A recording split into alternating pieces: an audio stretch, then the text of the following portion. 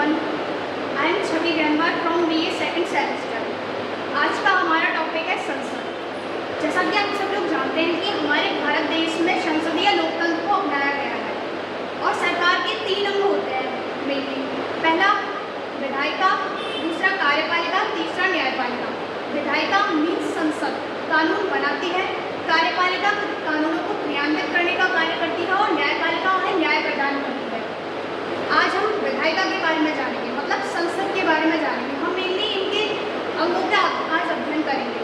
हम देखते हैं कि हमारा जो लोकतंत्र है वो संसदीय लोकतंत्र है, इसलिए जो हमारी विधायिका है, जो हमारा संसद है, उसे सुप्रीम लेजिस्लेटिव बॉडी कहा जाता है। संसद के 3 अंग होते हैं, राष्ट्रपति, लोकसभा और राज्यसभा। लोकसभा को हाउस ऑफ द पीपल कहते हैं और राज्यसभा को काउंसिल ऑफ द स्टेट कहते हैं। अब हम राष्ट्रपति के बारे में जानेंगे, उसके बाद हम लोकसभा और राज्यसभा के बारे में जानेंगे। राष्ट्रपति को हेड ऑफ द नेशन कहते हैं, but actual head of the nation है प्रधानमंत्री। राष्ट्रपति यूँ तो संसद का अंग होता है, लेकिन वो ना तो लोकसभा और राज्यसभा में बैठता है, ना ही उनकी किसी चर्चाओं में भाग लेता है, बल्कि समय समय पर जो राष्ट्रपति है वो दोनों सदनों को बैठक के लिए बुला सकता है और राष्ट्रपति की अनुमति के बाद भी कोई कानून बन सकता है। और यदि दोनों सदनों यानी कि लोकसभा और राज्यसभा का सेशन नहीं चल रहा हो और राष्ट्रपति को ऐसा लगे कि तुरंत कार्रवाई की जरूरत है, तो ऐसी स्थिति में वो ऑर्डिनेंस जारी कर सकता है। इस ऑर्डिनेंस का पावर और इफेक्ट वही होता है जो संसद द्वारा पास किए गए बिल का होता है। ऑर्डिनेंस का मतलब होता है अध्यादेश। अध्यादेश से तात्पर्य है कि कोई बिल संसद में पारित किए बिना ही कानून बन जाए।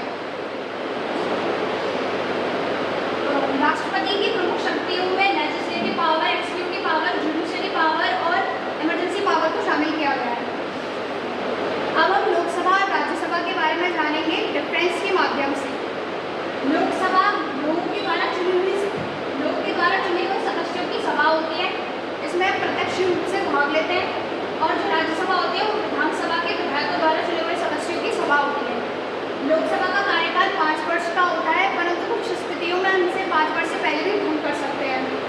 और राज्यसभा का कार्यकाल 6 वर्ष का होता है। राज्यसभा जो होती है वो स्थायी सदन होती है और लोकसभा जो होती है वो अस्थायी सदन होती है। आपातकाल के दौरान जो संसद है वो लोकसभा का कार्यकाल बढ़ा भी सकती है। और जो राज्यसभा है वो स्थायी सदन होती है, लेकिन हर 2 साल में इसके 1/3 मेंबर रिटायर हो जाते हैं।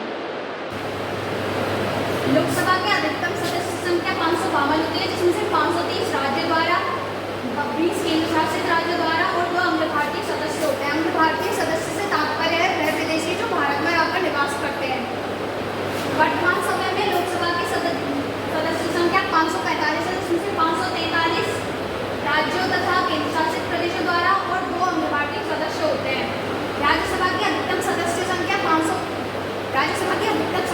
250 होती है, जिसमें से 238 राज्यों तथा केंद्र शासित राज्य द्वारा और 12 राष्ट्रपति द्वारा मनोनीत होते हैं, जो कला, विज्ञान, प्रौद्योगिकी आदि के क्षेत्र से दिए जाते हैं।